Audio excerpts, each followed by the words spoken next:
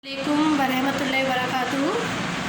Today is your English online class and we are going to start a new lesson and a very interesting story, the pomegranate juice. The pomegranate juice, okay? Pomegranate in simple language and in daily language means अनार का juice, ठीक है। तो आपको पता है कि there are variety of types of juices, बहुत से जूसेस होते हैं। एप्पल जूस है, पॉमग्रेनेट ध्यान रखिएगा प्रोनाउंसिएशन में, थोड़ा सा स्पेलिंग का जो प्रोनाउंसिएशन बोलने में थोड़ा सा डिफ़िकल्ट होगा बट इतना नहीं है। पॉमग्रेनेट बोलिए, पॉमग्रेनेट, ओके। तो ये जो होता है इसे हम क्या बोलते हैं, अनार कहते हैं।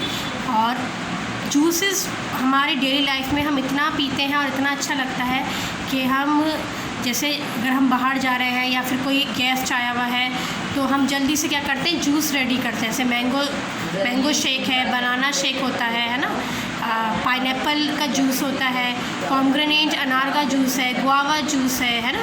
बहुत से मार्केट्स के अंदर भी आपको पता है ये कंपनीज़ भी मतलब जूसेस का क्या कर रही, मैन्युफैक्चरिंग कर रही हैं। तो वैसे भी जूस हमें पीना चाहिए ताकि हमारे जो आपको पता है फ्रूट्स के अंदर विटामिन्स होते हैं और विटामिन्स वगैरह क्या करते हैं, हमारी बॉडी को स्ट्रॉन्ग करते हैं और हमें डिसीज़ से जो बीमारियां जो होती हैं लड़ने में मदद करते हैं। तो ये जो लेसन है हमारा पॉमग्रेनेट जूस, ये बहुत आपको इंटरेस्टिंग लगेगा, मैं गारंटी के साथ कह सकती हूँ कि मुझे लेसन जब मैंने इसे रीड करा मुझे बहुत अच्छा लगा और इसके अंदर बहुत इंपॉर्टेंट कैरेक्टर्स भी हैं।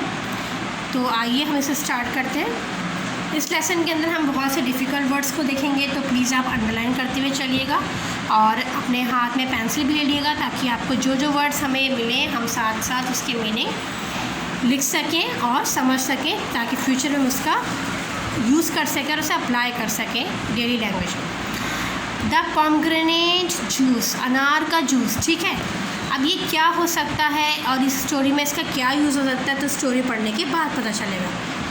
Jahangir was the eldest son of the emperor Akbar. Jahangir आपने सुना होगा बादशाह का नाम था और ये अकबर बादशाह, अकबर द ग्रेट, अकबर महान, आपने सुना अकबर बहुत ज़्यादा स्ट्रॉन्ग, बहुत ज़्यादा पावरफुल, बहुत ज़्यादा बड़ा राजा था इंडिया का।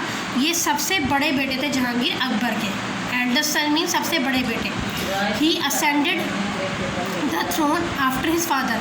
जब इनके फादर का इंतकाल हो गया, मतलब अकबर का इंतकाल हो गया, तो जो थ्रोन कहते हैं सिंहासन, थ्रोन मीन सिंहासन पर कौन चढ़ा, असेंडेड मतलब कौन चढ़ के बैठा, जहांगीर बैठा। जाहिर सी बात है जब बाप के बाद फादर के बाद कौन बैठता है, बेटा ही बैठता है। तो जब फादर की डेथ हो गई अकबर की, तो किसने गद्दी संभाली, तख्त किसने संभाला, जहांगीर ने। He was one of the 6 famous Mughal emperors who ruled over India. ये जो जहांगीर का 6 मशहूर जो मुगल्स हैं, क्योंकि आपको पता है अकबर, जहांगीर, हुमायूं वगैरह, बाबर वगैरह, ये कौन थे, ये सब मुगल्स थे। इन्होंने इंडिया के अंदर आके रूल करा, ठीक है, राज करा इंडिया में और बहुत से अच्छे काम भी करे हैं। और बहुत सी बिल्डिंग्स आप देखते हैं, ताजमहल वगैरह है, रेड फोर्ट वगैरह है, और आप देखते हैं बुलंद दरवाज़ा है और हुमायूं टॉम, ये सब किनकी देन है, ये सब मुगल्स की देन है। अगर मुगल्स नहीं आते इंडिया के अंदर तो ये चीज़ें नहीं बन पाती और हम इन चीज़ों को नहीं देख पाते, ठीक है ना। तो आपको पता है 6 मुगलों में से, जो 6 फेमस मुगल्स में से एक नाम जहांगीर का भी आता है। Emperor Jahangir is remembered for his love for beauty and justice. Jahangir किस लिए याद करे जाते हैं, रिमेंबर्ड मतलब याद करे जाना, याद करना, ठीक है, अपनी ब्यूटी के लिए, मतलब for his love for beauty, मतलब उनको नेचर से बहुत प्यार था, बाग बगीचों से, पेड़ पौधों से, है ना। जब ये बादशाह बने थे, एम्परर बने थे, तो उन्होंने बहुत से जो है गार्डन्स वगैरह का क्या करा था, बनवाए थे। जैसे आपने कश्मीर में देखा होगा, जम्मू कश्मीर में सुना होगा कि निशात गार्डन है, ठीक है, शालीमार निशात गार्डन बहुत मशहूर है, बहुत खूबसूरत गार्डन है। और कश्मीर को इसलिए ही क्या कहते हैं कि अगर कहीं जन्नत है तो वो यही है, वो यही है, वो यही है। इसलिए तो कहते हैं कि यहाँ पर इतने खूबसूरत बाग हैं, इतने बगीचे हैं जो जहांगीर ने बनाए हैं। तो इसलिए जहांगीर नेचर के लिए, कुदरत से बहुत प्यार था उन्हें, लव फॉर ब्यूटी और जस्टिस, अपने इंसाफ के लिए, इंसाफ मतलब जस्टिस, इंसाफ करने के लिए बहुत ज़्यादा मशहूर थे, जाने जाते थे, याद करे जाते थे। He had a big bell fixed on a golden chain that hung at the gate of the royal palace. इन्होंने एक बड़ी सी क्या घंटा, बेल, बिग बेल, एक बड़ा सा घंटा टांग दिया था अपने किले के बाहर, अपने शाही किले के बाहर, रॉयल पैलेस मतलब शाही किले के बाहर एक घंटा टांग दिया था जो गोल्डन चेन जिसमें थी, एक चेन थी जिसके अंदर सोने की जंजीर थी जो लटकी रहती थी। Anyone who pulled the chain, कोई भी इस चेन को खींचता था, पुल मतलब कोई भी इस चेन को खींचता था तो वो इसलिए खींची जाती थी ताकि क्या हो सके, इंसाफ हो सके। जैसे मान लीजिए जहांगीर ने ये जो है चेन कहाँ टांग दी थी, अपने गेट के बाहर बड़ा सा घंटा टाइप में। और कोई भी जैसे किसी को परेशानी होती थी उसके राज्य में से, तो कोई भी अपनी परेशानी अपना इंसाफ लेकर आता था तो वो घंटा बजा दिया करता था और उसकी ये परेशानी जहांगीर सुनते थे। ठीक है ना। तो देखिए कितना जस्टिस उन्हें कितना प्यारा था।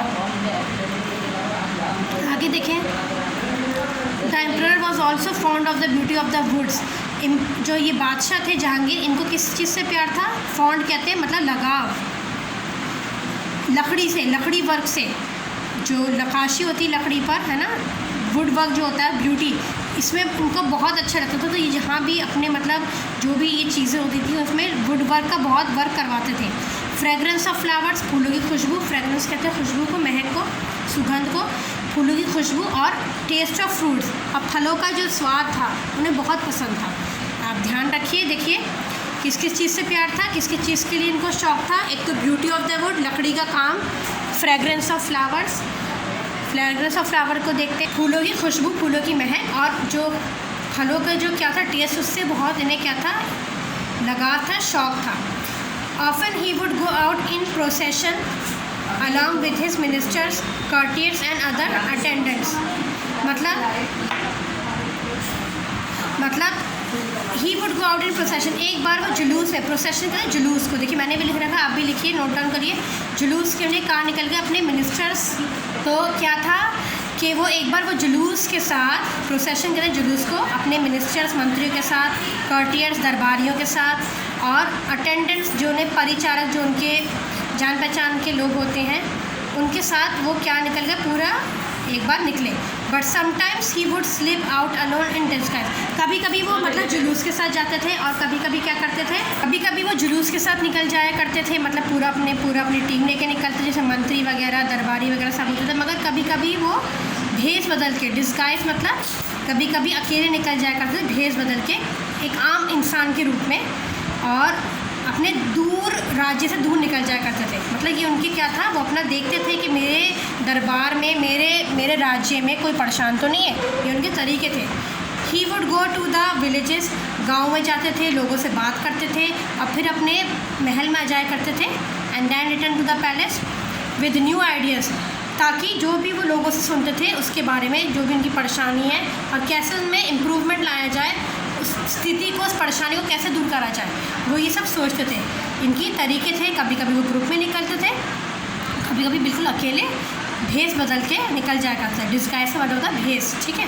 वन डे, एक दिन की बात है, he rode off alone in the disguise of a merchant, वो एक व्यापारी के भेष में निकल गए अकेले। ठीक है। It was the month of September, महीना था सितंबर का। The rain had wash the earth, बारिश हुई थी, और बारिश की वजह से पूरी जो, क्योंकि आपको पता है गीलापन हो जाता है, और उससे क्या लगती है कि जैसे कि सड़कें धुली हुई हों, है ना, धरती जो है, मिट्टी जो है, जो ज़मीन है वो धुली हुई हो। The trees and the leaves clean, जो पेड़ पौधे हैं, जो पत्तियाँ बिल्कुल साफ़ हो गई थी। Every object look fresh and bright after the rain बार, क्योंकि बारिश हुई थी, हर चीज़ बिल्कुल फ्रेश हो गई थी, बिल्कुल ताज़ा हो गई थी। फ्रेश मतलब ताज़ा, और ब्राइट मतलब चमक गई थी, क्योंकि आपको पता है जब बारिश होती है तो बारिश के बाद कितना अच्छा लगता है, हर चीज़ ताज़ी हो जाता है, हर चीज़ पे एक रूप आ जाता है। आगे देखें, he was riding through the country side, फिर वो क्या हुआ, जब उन्होंने अपना भेष बदल लिया व्यापारी के, उसमें बारिश हुई थी, हर चीज़ फ्रेश लग रही थी, तो वो कहाँ निकल गए, कंट्री साइड में निकल गए, मतलब दूर निकल गए, दूर अपने दरबार से, अपने राज्य से दूर निकल गए। The farmer were working in their fields, उन्होंने देखा कि खेतों में जो किसान थे वो काम कर रहे थे। The rain was plentiful this year, उस साल जो है बारिश खूब हुई थी। प्लेंटीफुल मतलब खूब बारिश हुई थी, ठीक है ना, खूब ज़्यादा, उसकी मतलब कोई चीज़ ज़्यादा हो जाए, ज़्यादा मात्रा में, उसे प्लेंटी कहते हैं, plentiful. The fields looked green, खेत सारे कैसे लग रहे थे, बिल्कुल हरे हरे से और उनमें क्या थी, फसल उगी हुई थी। They were waving in the light breeze, हवा में, ठंडी हवा में, ब्रीज में ठंडी हवा में लहरा रहे थे, वेव कर रहे थे। He was happy to think that there would be no famine. वो इस सब चीज़ें देख कर कि हरियाली है हर तरफ, खेत लंबे लंबे लहरा रहे हैं, हवा चल रही है, वो सब देखकर क्या हुआ है, जहांगीर सोचने लगे कि अब कुछ सूखा नहीं है, मतलब कहीं भी सूखा, फेमाइन कहते हैं सूखा, सूखा पड़ने को, कहीं भी उनके राज्य में सूखा नहीं है और जो लोग हैं वो बिल्कुल भी STRVE, स्टार मतलब भूखे नहीं है, ना कहीं सूखा है ना लोग भूखे हैं। द डे वोर on and it was almost afternoon. दिन बढ़ने लगा, चढ़ने लगा, क्योंकि वो सुबह ही निकल गए थे और दोपहर का समय आ गया। The sun was over the head and he was feeling tired and thirsty. सूरज बिल्कुल उनके सर के ऊपर था, मतलब बिल्कुल दोपहर का टाइम था और वो बिल्कुल टायर्ड हो गए थे, थक गए थे और प्यास भी लग रही थी। As he looked around he saw small cottage. उन्होंने देखा अपने आसपास, उन्होंने एक छोटा सा क्या दिखा, कॉटेज दिखा, मतलब कुटिया, छोटी सी कुटिया दिखी और वो लिटिल अवे फ्रॉम देयर, उनसे थोड़ी सी दूर पे थी। There was an orchard just behind the cottage. उस कुटिया के बिल्कुल बिहाइंड कहते हैं, हाँ बिहाइंड मतलब पीछे, उस कुटिया के बिल्कुल पीछे क्या था, एक ऑर्चार्ड था। एक तो होता है गार्डन, गार्डन कहते हैं फूलों से भरा हुआ बगीचा, और एक ऑर्चार्ड कहते हैं फलों से लदा हुआ, जैसे फलों का बगीचा, ध्यान रखिएगा, फलों के बगीचों को ऑर्चार्ड कहते हैं। तो there was an orchard just behind the cottage, ठीक है, पीछे बिल्कुल उस कुटिया के पीछे क्या था, एक ऑर्चार्ड था, फलों का बाग था। He went there to have some rest, वो वहाँ पर गए कुछ देर आराम करने के लिए। He entered into the orchard, जब वो बगीचे में अंदर उन्होंने प्रवेश करा, एंटर मतलब दाखिल हुए वो। ही had a mango groove on one side. Mango groove मतलब कहते हैं, जैसे मैंगो ग्रूव का जो मीनिंग होता है वो होता है आम का गूदा, ठीक है। एक साइड को क्या थे, आमों के वो होंगे, पेड़ होंगे, और दूसरे साइड क्या था, पॉमग्रेनेट ट्रीज। दूसरे साइड क्या थे, एक साइड को, एक लाइन को आमों के पेड़ थे और दूसरे साइड क्या थे, अनार के पेड़ थे, इसलिए वो ऑर्चार्ड कहलाया, ठीक है। He tied his horse to a mango tree and sat under it. उन्होंने अपने घोड़े को कहाँ बांध दिया, टाइड करा मतलब बांधना, एक आम के पेड़ पे बांध दिया, ठीक है। Soon the gentle breeze blowing, तभी एक प्यारी सी ठंडी सी हवा, ब्लोइंग मतलब चलने लगी, through the trees refreshed him and he felt new विगोर।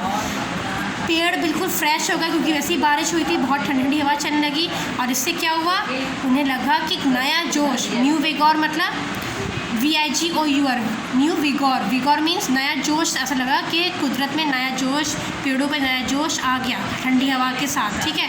He was feeling thirsty, उन्हें बहुत ज़्यादा क्या लग रही थी, प्यास लग रही थी। He went towards the cottage and knocked at the door. वो कहाँ गए, उस कुटिया की तरफ गए, और नॉक मतलब उन्होंने दरवाजे को खटखटाया, नॉक करा। Soon a middle age women came out. उसके अंदर से कॉटेज के अंदर से कौन निकला, एक मिडिल एज वूमन मतलब एक औरत निकली जो बिल्कुल मिडिल एज की थी, जिसकी ज़्यादा मतलब ना वो ज़्यादा जवान थी ना वो ज़्यादा बूढ़ी थी, मिडिल एज की थी। She was the owner of the cottage. वो कौन थी, उस कॉटेज की मालकिन थी। As well as the orchard, उस कॉटेज की मालकिन थी और साथ साथ उस बगीचे की, उस बाग की, फलों की बाग की मालकिन थी।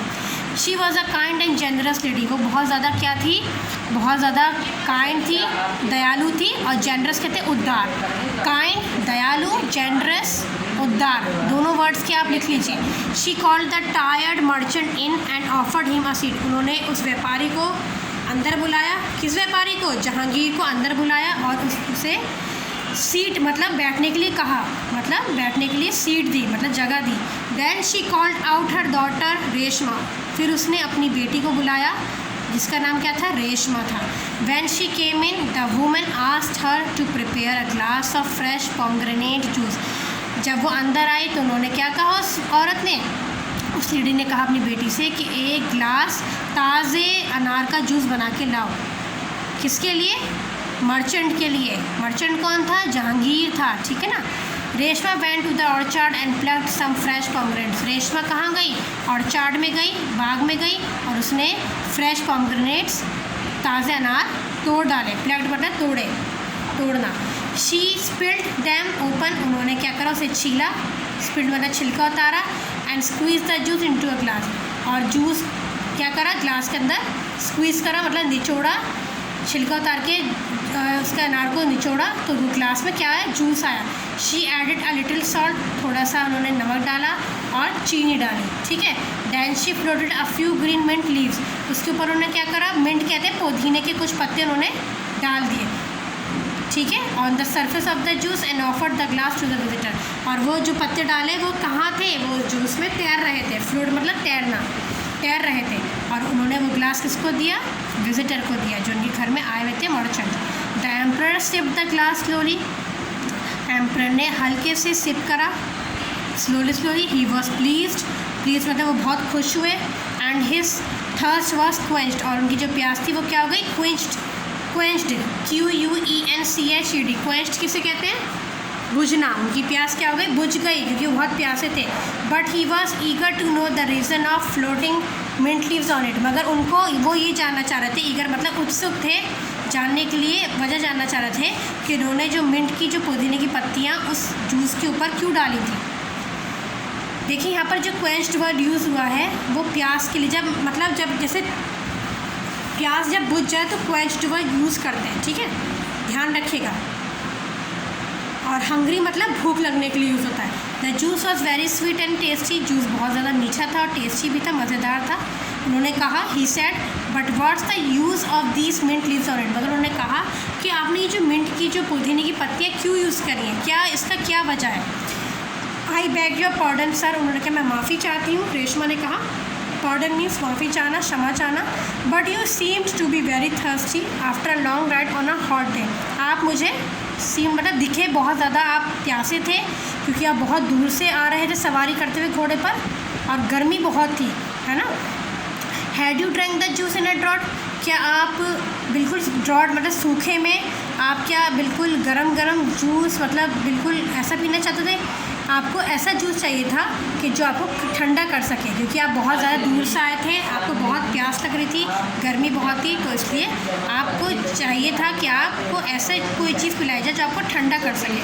सो I had added the leaves on the top, तो इसलिए मैंने कुछ पत्तियाँ इसके ऊपर डाल दी ताकि आप इस जूस को आराम से पी सकें, क्योंकि अगर मैं कुछ नहीं डालती, रेशमा ने कहा, तो आप एकदम से गट गट करके पी जाते हैं ना, बिल्कुल फास्ट इसमें पी जाते हैं, मगर मैंने इसके अंदर कुछ लीव्स डाली ताकि आप आराम से इसको स्लोली मज़ा लेते हुए पी सकें।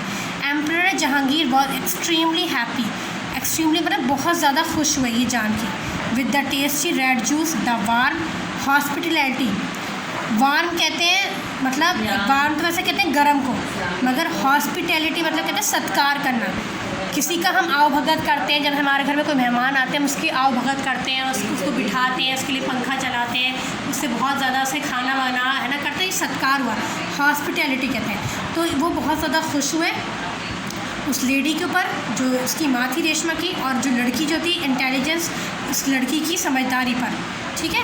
ही asked for some more juice, उन्होंने क्या करा, क्योंकि उन्हें जूस इतना अच्छा लगा, उन्होंने दूसरे जूस की क्या करी, दूसरे जूस की डिमांड कर दी। उन्होंने कहा कि मुझे एक और जूस चाहिए।